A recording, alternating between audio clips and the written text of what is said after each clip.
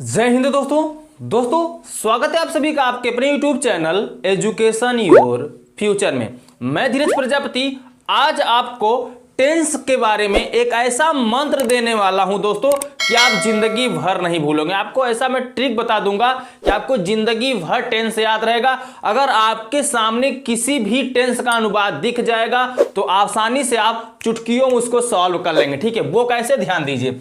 सबसे पहले हम समझ लेते हैं टेंस। टेंस मीन्स होता है क्या है? टेंस मीन्स होता है काल अर्थात समय। ठीक है, समय तीन प्रकार का होता है। पहला प्रेजेंट अर्थात वर्तमान काल, दूसरा पास्ट टेंस अर्थात भूतकाल, और तीसरा जो होता है भविष्य काल। ठीक है, अर्थात फ्यूचर टेंस। ठीक है, तो तीन प्रकार के टेंस होते हैं, present tense, past tense, future tense. Tense तीन प्रकार का होता है, समय तीन प्रकार का होता है, जो समय चल रहा है, जो समय बीत चुका है, और जो समय आने वाला। ठीक है, कल से आपका अर्थात नेक्स्ट वीडियो से आपको टेंस पढ़ाया जाएगा बहुत ट्रिक के साथ और बहुत विधिवत तरीके से दोस्तों।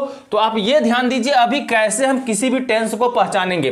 जैसा कि आपको पता है आपको 12 टेंस पढ़ने होते हैं। अब उन 12 टेंस को आप कैसे पहचानेंगे, उस टेंस में कौन सी सहायक क्रिया प्रयोग होगी और वर्ब का कौन सा फॉर्म प्रयोग होगा, यहां पर सब मैटर मैं क्लियर कर दे रहा हूं। चलिए देखिए दोस्तों, प्रेजेंट टेंस मींस होता है वर्तमान काल। प्रेजेंट टेंस अगर रहेगा तो उसकी पहचान है हूं हो। जैसे तुम डॉक्टर हो, ठीक है, तुम पढ़ते हो, तुम खेल रहे हो। ठीक है, तो इसमें देखिए है हूं हो आएगा। तो कहने का मतलब दोस्तों जिस हिंदी वाक्य के अंत में है हूं हो आएगा वह कौन सा टेंस हो जाएगा?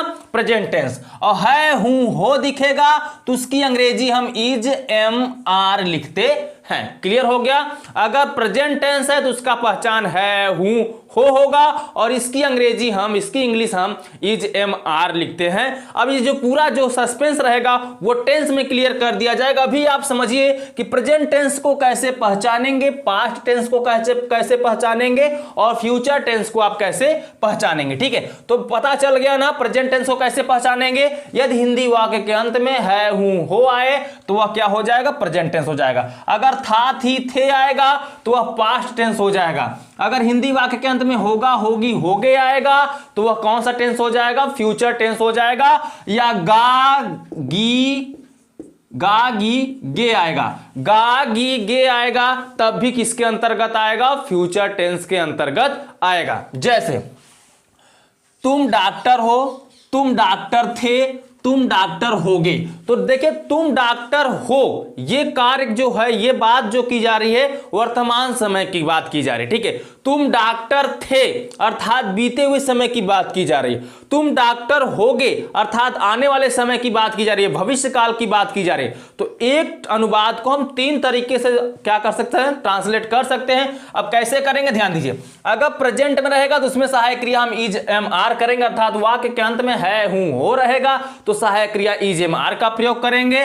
वाक्य के अंत में था थी थे रहेगा तो सहायक क्रिया वाज और वेयर का प्रयोग करेंगे, वर का प्रयोग करेंगे। और होगा होगी होगे या गा गी गे रहेगा तो सहायक क्रिया विल बी या शैल बी का प्रयोग करेंगे। अब कहां पर विल बी का प्रयोग होगा, कहां पे शैल बी का प्रयोग होगा, ये टेंस में मैटर आपका क्लियर कर दिया जाएगा। अभी आप इतना जानिए कि टेंस को कैसे पहचानेंगे, कौन सा टेंस है और उस टेंस में कौन सी सहायक क्रिया प्रयोग की जाती है। ठीक है, जब मैं टेंस पढ़ाने लगूंगा, कल से आपका वीडियो मिलेगा टेंस में, टेंस जब मैं पढ़ाने लगूंगा तो वहां पे सारा मैटर वो भी ट्रिक के साथ मैं क्लियर कर दूंगा। ठीक है, चलिए अब बात आती है, देखिए टेंस जो होता है वह चार प्रकार, यहां देखिए टेंस तीन प्रकार का हो गया।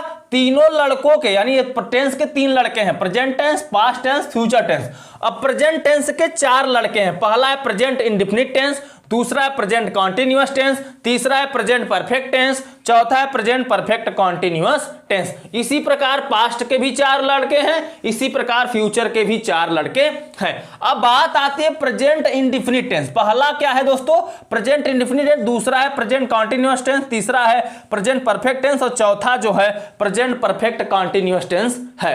तो प्रेजेंट को तो हम पहचान ले रहे हैं, वाक्य के अंत में है हूं हो आएगा तो क्लियर हो जा रहा है कि वो प्रेजेंट टेंस है, लेकिन अब इसको हम 4 पार्ट में डिवाइड कर दिए। देखिए, प्रेजेंट इंडेफिनिट टेंस का मतलब होता है अनिश्चित वर्तमान काल। प्रेजेंट इंडेफिनिट टेंस को और एक नाम से जानते हैं जिसका नाम है सिंपल प्रेजेंट टेंस, अर्थात साधारण वर्तमान काल। ठीक है, तो यहां पर देखिए जिस हिंदी वाक्य के अंत में ता है, ती है, ते हो, ता हूं दिख जाएगा तो वह समझ लीजिए कौन सा टेंस हो जाएगा, प्रेजेंट इंडेफिनिट टेंस हो जाएगा। ठीक है, अब ता है, ती है, ते हो, ता हूं की अंग्रेजी है, इसका हम यहां पे क्या लिखते हैं दोस्तों, सहायक क्रिया इसमें डू या डज लगता है। लेकिन अगर प्रेजेंट इंडेफिनिट टेंस का अफर्मेटिव सेंटेंस है, सिंपल सेंटेंस है, जैसा कि आपको पता है प्रत्येक टेंस के अंतर्गत हमें 4 सेंटेंस पढ़ना होता है। अफर्मेटिव अर्थात simple sentence, negative sentence, interrogative sentence, interrogative plus negative sentence. ये सब अगर आपको नहीं पता है, पहली बार आप ग्रामर पढ़ रहे हैं, तो कल से जो वीडियो मिलेगा सारा डाउट क्लियर हो जाएगा। अभी आप इतना समझिए कि आप टेंस को कैसे पहचानेंगे और उसके साथ किस सहायक क्रिया का प्रयोग किया जाता है। ठीक है, अगर ता है, ती है, ते हूं, ता हूं दिख जाए वाक्य के अंत में तो समझ जाइएगा प्रेजेंट इंडेफिनिट टेंस है। क्या है दोस्तों, प्रेजेंट इंडेफिनिट टेंस है। और प्रेजेंट इंडेफिनिट में सहायक क्रिया डू या डज का प्रयोग करते हैं कर्ता के अनुसार। ठीक है, यह भी बता दिया जाएगा किस कर्ता के साथ कौन सा सहायक क्रिया प्रयोग किया जाता है। अगर यह अफर्मेटिव सेंटेंस रहेगा तो वर्ब का 5वां फॉर्म लगेगा। कौन सा फॉर्म लगेगा, वर्ब का 5वां फॉर्म, अर्थात एस या ईएस जोड़ देते हैं वर्ब में। क्लियर हो गया, अफर्मेटिव सेंटेंस रहेगा तो, नहीं तो डू या डज का प्रयोग करेंगे। ठीक है, अगर पास्ट इंडेफिनिट टेंस की बात की जाए तो पास्ट इंडेफिनिट टेंस मींस होता है अनिश्चित भूतकाल। इसको कैसे पहचानेंगे, यदि वाक्य के अंत में आ, ई, ए आ जाए, जैसे तुम बाजार गए, ए आ गया, तुम बाजार गई, ई आ गया, अर्थात वाक्य के अंत में आ, ई, ए आ जाए, या ता था, ती थी, ते थे, तुम बाजार गए थे, जाते थे, तुम बाजार जाते थे, तो यहां पे क्या हो रहा है दोस्तों, प्रेजेंट इंडेफिनिट को दर्शा रहा। प्रेजेंट इंडेफिनिट दोस्तों सहायक क्रिया किसका प्रयोग किया जाता है, डिड का। लेकिन अगर यही अफर्मेटिव सेंटेंस रहेगा, कहने का मतलब सिंपल सेंटेंस रहेगा पास्ट इंडेफिनिट टेंस का, तो उसमें वर्ब का हम सेकंड फॉर्म प्रयोग करते हैं और सहायक क्रिया डिड का वहां पे प्रयोग नहीं किया जाएगा। आपको बारी बारी से समझा दिया जाएगा दोस्तों, सभी टेंसों को आपको विधिवत तरीके से समझा दिया जाएगा। बस इस चैनल को आप सब्सक्राइब नहीं किए हैं तो सब्सक्राइब करके इस चैनल से जुड़ जाइए, पूरा टेंस आपको पढ़ा दिया जाएगा एक एक वीडियो में। ठीक है, अब देखिए दोस्तों future indefinite tense. Future tense का पहला होता है फ्यूचर इंडेफिनिट टेंस, अर्थात अनिश्चित भविष्य काल। अनिश्चित भविष्य काल को आप कैसे पहचानेंगे, यदि वाक्य के अंत में ता होगा, ती होगी, ते होंगे आएगा तो समझ लीजिए कौन सा टेंस होगा, क्या होगा दोस्तों, फ्यूचर इंडेफिनिट टेंस हो जाएगा। और फ्यूचर इंडेफिनिट टेंस में सहायक क्रिया विल या शैल का प्रयोग करते है। क्लियर हो गया दोस्तों, जैसे प्रेजेंट इंडेफिनिट टेंस होगा उसी तरीके से पास्ट इंडेफिनिट टेंस, उसी तरीके से फ्यूचर इंडेफिनिट टेंस होगा। लेकिन इसमें जो वर्ब होगा, वर्ब का फर्स्ट फॉर्म रहेगा सभी में। इसमें जो वर्ब होगा अफर्मेटिव वर्ब का सेकंड फॉर्म लगेगा, और इसमें जो वर्ब होगा अफर्मेटिव वर्ब का 5वां फॉर्म लगेगा, अर्थात एस या ईएस लगेगा। ठीक है, क्लियर हो गया। अब बात करते हैं कॉन्टिन्यूअस की। प्रेजेंट टेंस का दूसरा लड़का है present continuous tense. Present continuous tense को आप कैसे पहचानेंगे, प्रेजेंट कॉन्टिन्यूअस टेंस का मतलब होता है लगातार वर्तमान काल। यदि वाक्य के अंत में रहा है, रही है, रहे हो दिख जाए तो क्लियर है कि वो प्रेजेंट कॉन्टिन्यूअस टेंस है, हूं, हो दिख जा रहा है तो इससे यह क्लियर हो जा रहा है कि कौन सा टेंस है, प्रेजेंट टेंस है। ठीक है, लेकिन रहा है, रही है, रहे हो दिख जाए तो कौन सा टेंस हो जाएगा, कॉन्टिन्यूअस। ठीक है, रहा, देखिए यहां पे रहा था, रही थी, रहे थे, अर्थात पास्ट में था थी आता है इसलिए पास्ट कॉन्टिन्यूअस हो जाएगा। और देखिए रहा, रही, रहे इसमें भी आ रहा है, लेकिन होगा, होगी लास्ट में दिख जाएगा तो फ्यूचर कॉन्टिन्यूअस टेंस हो जाएगा। क्लियर हो गया। तो प्रेजेंट कॉन्टिन्यूअस टेंस होगा तो उसमें सहायक क्रिया एज, इज, एम, आर का प्रयोग करेंगे। वर्ब का कौन सा फॉर्म, चौथा फॉर्म लगेगा, अर्थात वर्ब में हम क्या लगा देंगे, आईएनजी। तो वर्ब में जब आईएनजी लग जाएगा तो चौथा फॉर्म हो जाएगा वर्ब का। ठीक है, इसी तरीके से past continuous tense, past continuous tense means होता है लगातार भूतकाल।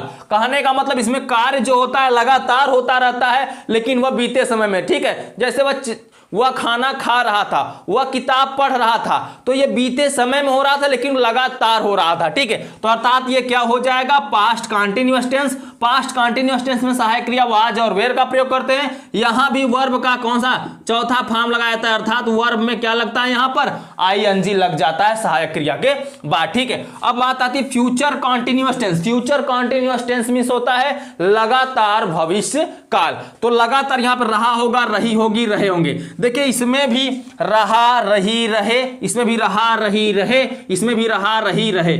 चेंज क्या हो रहा है, हूं, हो, है, थे, था, थी, थे, होगा, होगी, होगे।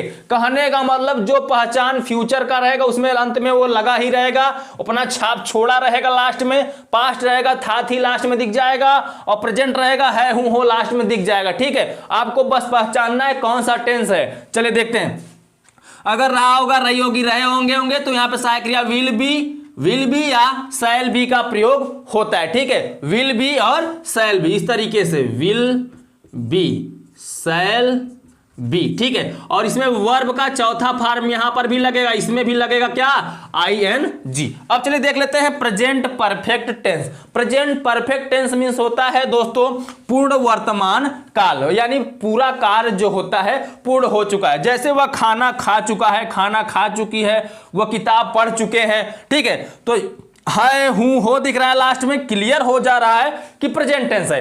और अगर चुका चुकी साथ में दिख जाए, या आ है, ई है, ए है दिख जाए, तो इससे क्लियर हो जाएगा कि किससे किस टेंस के अंतर्गत आएंगे, प्रेजेंट परफेक्ट टेंस के अंतर्गत आएंगे। ठीक है, अगर चुका था, चुकी थी, चुके थे आ जाए तो समझ लीजिए पास्ट परफेक्ट के अंतर्गत आएंगे। अगर चुका होगा, चुकी होगी, चुके होंगे, या लिया होगा, ली होगी, या लिए होंगे, दिया होगा, दी होगी, आ, ई, ए है, यह सब रिलेटेड दिख जाए, और अंत में है, हूं, हो, या था, थी, थे, या होगा, होगी, होगा लगा रहेगा, तो इससे क्लियर हो जा रहा है कि क्या हो जाएगा दोस्तों, परफेक्ट टेंस हो जाएगा। लेकिन कौन सा परफेक्ट टेंस होगा, अगर प्रेजेंट है तो है, हूं, हो, पास्ट है तो था, थी, थे, चुका चुकी के बाद। ठीक है, और फ्यूचर टेंस है तो गागी, गे लगा रहेगा। क्लियर हो गया।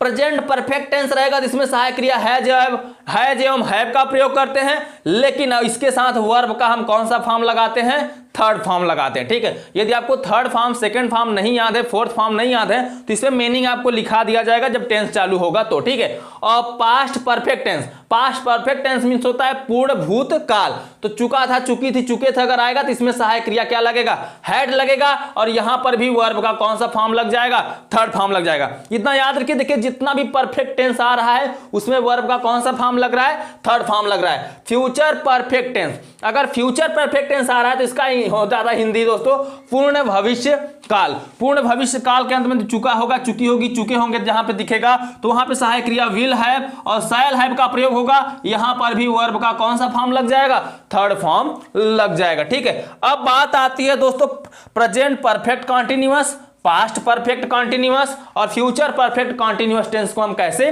पहचानेंगे। अगर वाक्य के अंत में से रहा है, से रही है, से रहा हूं, कहने का मतलब मैं 4 घंटे से खेल रहा हूं, तो से जो है वो समय को बता रहा है। से जो है वो किसको बताता है, समय को बताने के लिए यहां पे से का प्रयोग किया गया। ठीक है, जैसे वो 4 घंटे से खेल रहा था, वो 4 दिन से पढ़ रहा था, तो से बीच में से आ रहा है, कहने का मतलब वो किसी समय को बता रहा है। तो अगर देखिए रहा है, रही है, रहे आएगा तो प्रेजेंट कंटीन्यूअस, रहा था, रही थी, अगर रहा रही आएगा तो कंटीन्यूअस हो जाएगा, और से रहा है, से रही है, से लग जाएगा रहा रही के पहले तो परफेक्ट कंटीन्यूअस हो जाएगा। क्लियर। तो ध्यान दीजिए, अगर से रहा है, से रही है, से रहा हूं आएगा लास्ट में वाक्य के अंत में, तो समझ लीजिए प्रेजेंट परफेक्ट कंटीन्यूअस है। से रहा था, से रही थी, से रहे थे आएगा तो समझ लीजिए पास्ट कंटीन्यूअस है, पास्ट परफेक्ट कंटीन्यूअस है।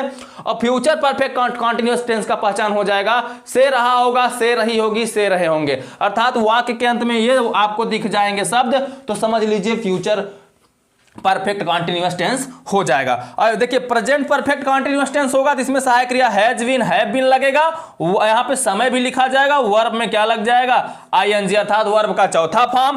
पास्ट परफेक्ट कंटीन्यूअस टेंस रहेगा जिसमें सहायक क्रिया हैड बीन और वर्ब का कौन सा चौथा फॉर्म अर्थात आईएनजी लगेगा वर्ब में। और यहां पर दोस्तों will have been, shall have been अगर फ्यूचर टेंस में होगा तो। ठीक है, अगर फ्यूचर परफेक्ट कंटीन्यूअस टेंस होगा तो इसमें सहायक क्रिया will have been, shall have been लगेगा, और क्या होगा, वर्ब का चौथा फॉर्म अर्थात वर्ब में क्या लग जाएगा, आईएनजी लग जाएगा। क्लियर हो गया दोस्तों, समझ में आएगा। अगर आपके सामने कोई भी अनुवाद दिखता है तो आप आराम से पहचान लोगे कि कौन सा टेंस है। ठीक है, यदि आप टेंस पहचान लेते हो तो आपका आसान हो जाता है कि कौन सा यहां पे सहायक क्रिया प्रयोग किया जाएगा। तो मैं दोस्तों कल से आपको पढ़ाने वाला हूं, टेंस के बारे में बहुत विधिवत तरीके से बताने वाला हूं। यदि आप चाहते हो घर पे फ्री में आपको पूरा कोर्स मिल जाए इंग्लिश ग्रामर का, तो चैनल को सब्सक्राइब करके जुड़ जाओ और अपने दोस्तों को भी बता दो कि इस चैनल पर फ्री में इंग्लिश क्लास चल रहा है। ठीक है, तो बाकी आप खुद समझदार हो आपको क्या करना है। अब हम आपसे मिलेंगे अगले वीडियो में टेंस के वीडियो के साथ, टेंस के प्रकार के साथ। ठीक है, तब तक के लिए बाय बाय, जय हिंद, जय भारत।